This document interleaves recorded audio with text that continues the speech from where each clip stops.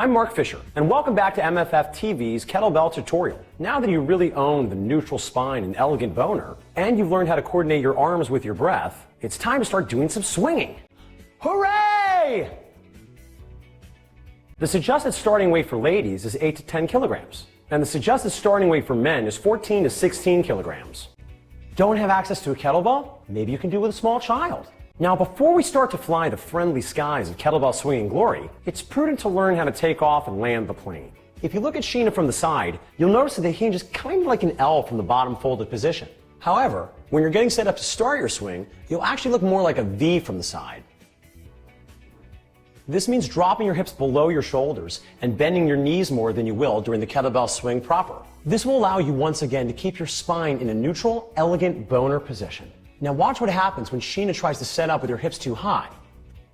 Womp womp. By opening up her knees and dropping her hips, she can now get her hands on the bell while still maintaining an elegant boner spine.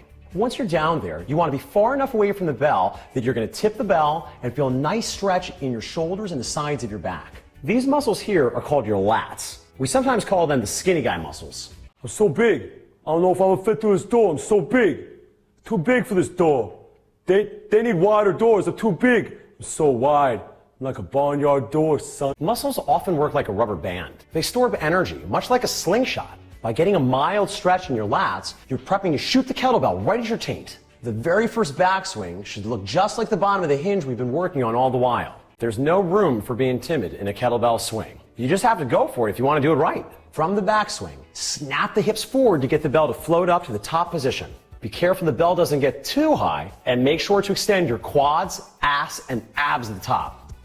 From here, the bell will come back down between your legs. Sit back in your hips and keep your shoulders engaged and back, and then repeat. Now when you're ready to end your set of the swings, you will again need to find your V.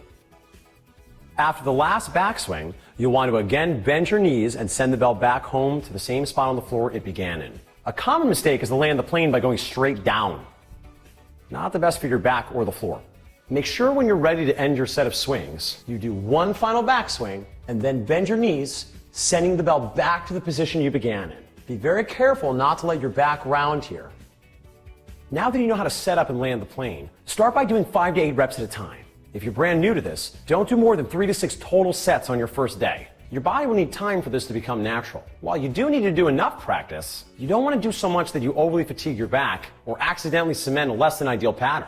And make sure your heart rate isn't super elevated yet. There will come a time and place for that, but it's not until our technique is in place. For most folks, expect to take 3 to 8 work sessions to learn how to coordinate your kettlebell swing. Quick review: porn star, sad dog, Care Bear stare, high school wrestler.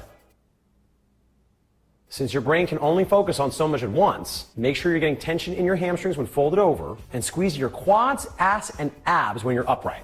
In our next video, I'll offer you some more tweaks to make your kettlebell swing even more badass. See you then. And now, it's time for dance party.